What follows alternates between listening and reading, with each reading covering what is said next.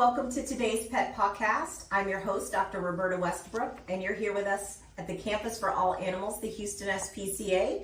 And today we want to give you some information about training and socializing your new puppy or kitten. So if you have questions about training or socializing, please don't hesitate to put those in the chat and we'll see if we can help you.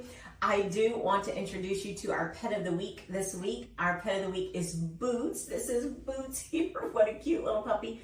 Boots is about an 8-week-old male neutered puppy that came to us with a really interesting story. So Boots was brought to us by our ambulance team. The Houston SPCA has an ambulance service for animals that goes out to rescue injured and sick animals. Well, Boots was a puppy that was caught in a storm drain earlier this week, and our wonderful ambulance team went out to rescue him, and now he's under veterinary care, but he should be available for adoption very soon. So wonderful, cute little puppy. He is a Labrador and Border Collie mix, we believe, and so he's going to be about medium size, maybe 40 pounds or so when he's full grown. He's very sweet, loves to cuddle, and would make someone a wonderful family pet. So please come on down to our adoption center. We would love to have you meet Boots and all the other animals that we have available for adoption. Right, Boots. Well, we'll talk about a little bit about training and socializing now, because if you come down to our adoption center, you may find a new pet. And one of the things that's really important is that when you adopt a new pet, you want them to be well behaved. You want them to integrate well into your family, integrate well into society, and part of that means teaching them good manners and making sure that they have proper socialization so that they can live a happier and healthy life. So what questions can I help you answer about training and socialization? Why is early socialization important for pets? You know, early socialization is very important for their mental health and well-being. So as I mentioned, Boots here is about 8 weeks old.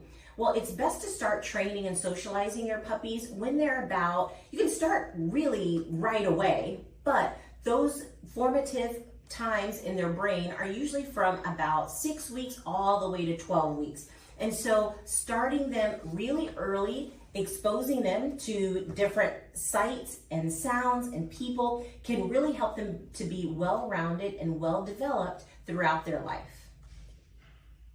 What are some effective ways into introducing new pets to new environments? It's a really important thing that your pet is acclimated to a variety of different environments. The reason this is important is because if you're an active pet owner, you may want to share your life with your pet. You may want to take your pet out to pet-friendly restaurants, certainly to parks, maybe on vacation with you. And the better your pet is suited for different environments, the easier that process is going to be. We want pets to be able to adapt to new environments in a quick way without it being too stressful on them. And so what you want to do to acclimate your pet to a variety of environments is, first of all, start slowly. You can start when they're puppies like Boots, and you can start slowly by maybe having family and friends come to your home and pet your new puppy or a kitten, give them treats, and have it be a very positive experience for them. So you can start slowly by introducing them to a variety of different people and even children, as long as those visits are supervised. How would socialization be different between kittens and puppies? You know, socialization is different between puppies and kittens in a few ways, but really the fundamentals are the same. For example, start slowly. And you always want to make sure that you recognize if your pet is having an unpleasant experience. If they're having an unpleasant experience, you may want to consider slowing the process down or going to the last socialization technique or training tool that you used that worked very well and did not induce stress. So let's say you're starting by introducing your pet to new people, and you start by bringing family and friends over to the home, having your family and friends interact in a positive way with your pet. But let's say after that, you introduce not only people, but you increase the number, and maybe you add loud music, which is something that your puppy or kitten may not have been exposed to. If you notice that that creates an anxiety ridden environment where your puppy gets scared or begins to hide or retreat, you may realize that, okay, loud noises and large numbers of people can be anxiety inducing for my puppy. So let me go back to just having a few people at a time and no loud music. And then you can work your way up to new environments. Cats, for example, may need a different type of socialization. For example, cats are not going to be usually going out to parks or doing a lot of traveling with you. So a lot of cat socialization is going to be in the home and getting them to just get along well in the environment at home. What would be the signs of an unpleasant time during socialization? If you notice that during training or socialization that your puppy or kitten is experiencing signs of anxiety, maybe they are retreating, they're hiding, they're avoiding, maybe they begin to whine, and you can tell that they're not enjoying the experience, that might be a clue that you want to back off of that particular training activity and go to something more positive. How can exposure to different people and animals impact the animal's environment? So exposure to new people and places is going to be really important to help them to live well-adjusted lives. One of the things that we often see in shelter medicine is that puppies and adult dogs and sometimes even adult cats will come to the shelter as owner surrenders. What that means is their family takes them to the shelter, oftentimes because they don't feel like their pet is properly socialized. Socialization can help to increase the human-animal bond. It can help you to develop a really close bond with your pet, to enjoy life with your pet, and to have new experiences with your pet. But if you have a pet that is not well socialized, or they're nervous around other people or other pets, it can make it difficult to have those fun experiences with your pet. Well, we find that some people will opt to surrender their pet to the animal shelter and maybe opt for getting a new pet that they feel has better socialization. So it's really important that we start this process early and to realize that even if you don't start early and you have an adult pet, you can do some of this socialization and training even if you have an older puppy, an older kitten, or even an adult. How can we positively reinforce socialization in puppies and kittens? Well, when you're teaching your pet or your cat a new trick, or you're trying to get them used to a new sound or a new environment, you want to reward them when they're behaving appropriately. So one of the things that I mentioned earlier is having people come to the home and offering treats if your pet comes up to the new person. If they approach the new person willingly and anxiously, but in a calm way, then you can allow the new person to provide a treat or a toy. What that does is it positively reinforces the action of meeting new people in the home, coming up to people in a calm manner. So that is a way that you can positively reinforce actions that you want, which is providing a treat or a toy when you see the behavior that you want. Now, you may not want to do that if, for example, every time your doorbell rings and your puppy begins to bark or behave in a manner that you don't want, this would be a time that you do not reward that behavior. You don't want to provide a treat or a toy, but rather you want to provide a command like sit or stay or quiet that you can work on when they're having a behavior that maybe is not desirable in that moment. How would you say we at the Houston SPCA help socialize these animals and get them ready for adoption? You know, the Houston SPCA is really, I believe that we are really lucky and we're blessed to have a wonderful team of volunteers. Our volunteers help us on a daily basis to get our pets socialized. Socialization and getting out of their kennels and getting out of their cat condos and experiencing new people and new sights and sounds. That's important for them. And our volunteers work every day to ensure that pets get out of their kennel, that they go on walks, that they get to smell, that they get to see the sights and sounds around the campus. And we can't do what we do without the volunteers. So what we do is we really are grateful to our volunteers for helping us to provide this socialization and these opportunities for our pets to have new experiences with people and oftentimes other pets. Moving into kittens, what are some signs of a well-socialized kitten? So, signs of a well-socialized kitten. If you have a kitten that doesn't seem to be nervous around new people, and doesn't appear to be too frightened by loud sounds or new sights, this is a clue that they're probably very well adjusted and don't stress easily. It's not uncommon though for cats to be a little bit nervous and cautious when they hear loud noises or go into new places. They may walk in a crouched manner very slowly. Their eyes may move about the room, and they do a lot of sniffing. What they're doing is trying to become comfortable in the environment and learn and gather information. So if you have a cat that's willing to walk around and explore, sniff, then that's probably a cat that's very well adjusted. A cat that's not well adjusted would be one that crouches down, doesn't want to move, hides, maybe hisses when they're exposed to loud sounds or new people. And so you just want to take it slowly with those cats. It may take several weeks before they are used to new environments. Now, when kittens are crouched and a little hostile in those new situations, and you said take it slowly, can you go into detail of what that means? Yes, absolutely. So let's say it's best to socialize kittens the same way that we would in puppies, in the sense that you want to start again maybe around 6-7 weeks all the way up to 12 or 13 weeks. But there's no point in time where you can't do some socialization, but about 2 to 3 months is a really good period of time to work with them.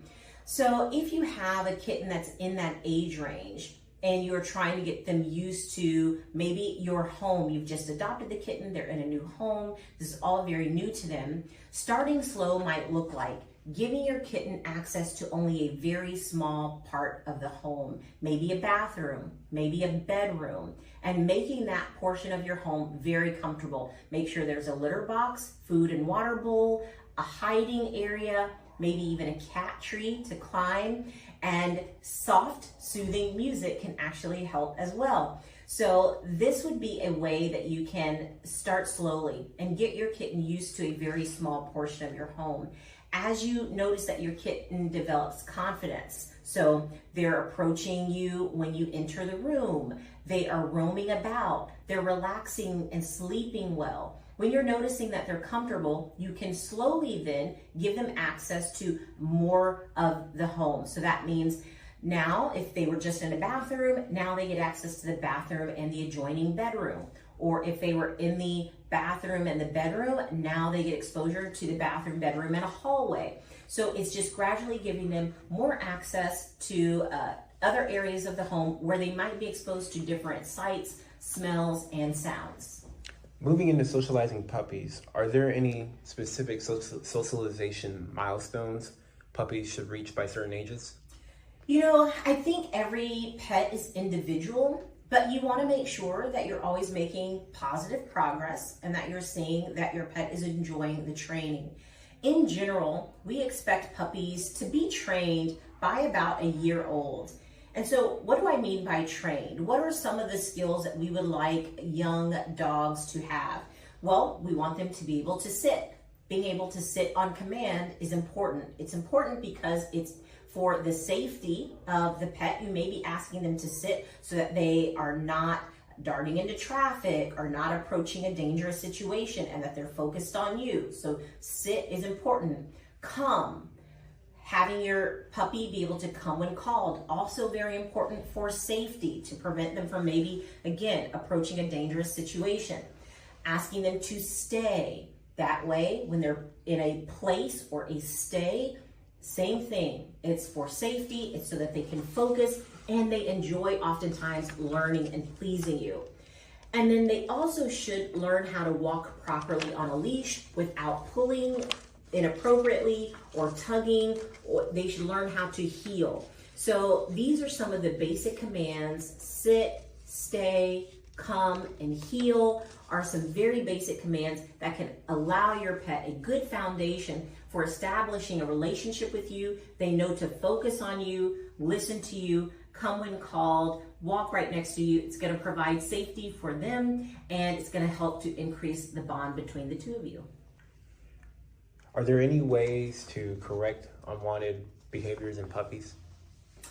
Yes, there are some ways to correct unwanted behaviors in puppies. One of the things that you can do is redirect them. So we know that in young puppies, particularly when they're really young and their teeth are coming in, they love to bite and chew. And sometimes they bite and chew on the things that you don't want them to, like your fingers. And so since that is an unwanted behavior, what you want to do is redirect their attention and get them to use that behavior on something that's appropriate. So if they're biting or chewing on your fingers, what you may do is grab a toy, replace your hand with a toy, and not encourage using your fingers as a way to play with your puppy if you notice that the play is getting too rough.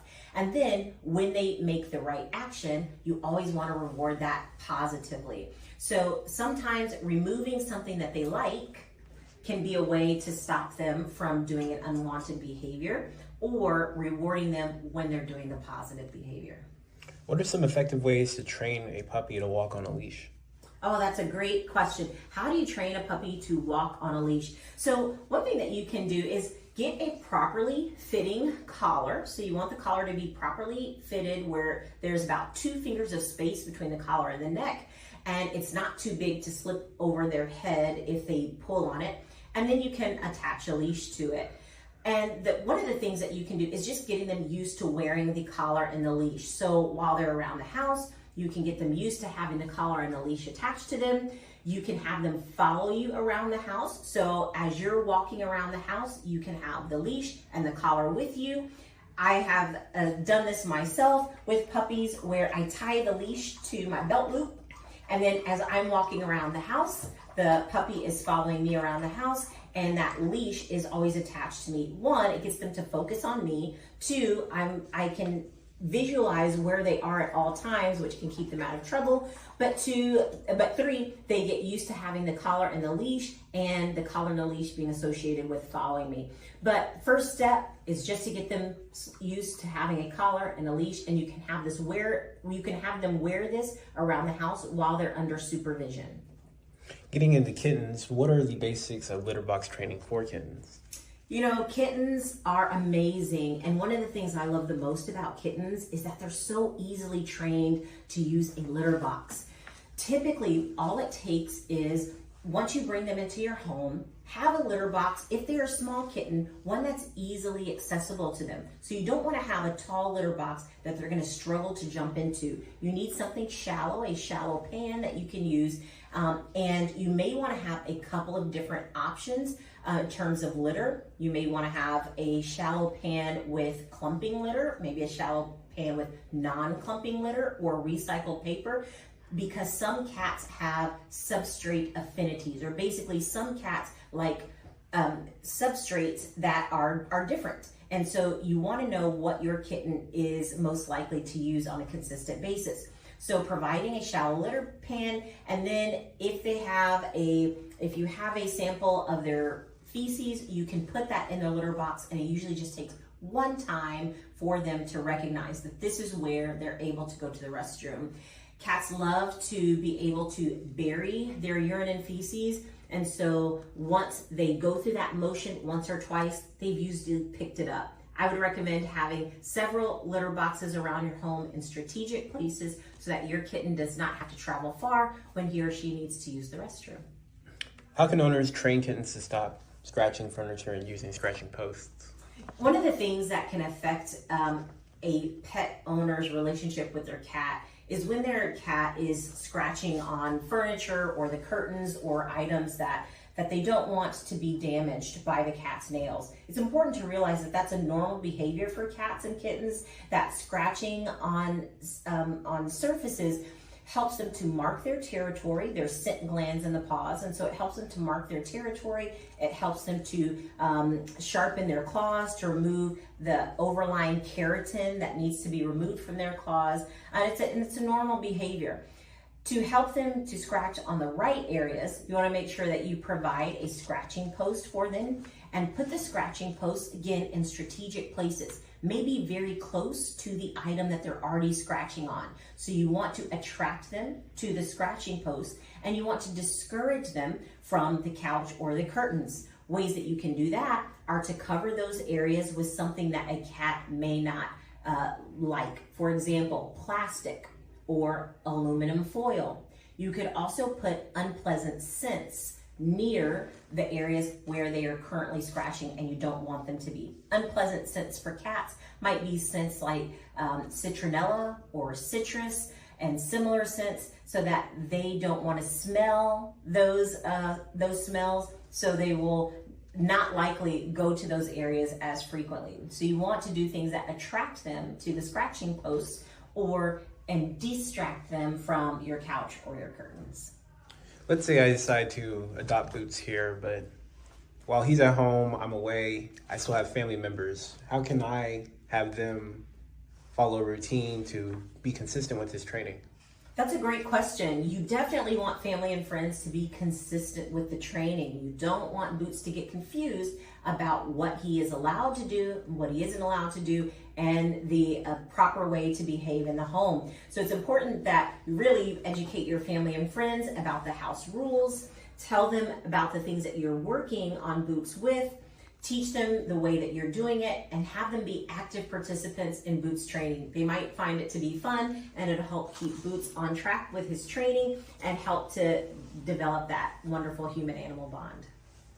Well, we thank you so much today for joining us on the Pet Pawcast. We encourage you to come on down and visit with us here at the Houston SPCA every day from 11 a.m. to 6 p.m. and spend some time with our adoption counselors so that they can help you find the best pet for your home. We thank you, and we'll see you next week.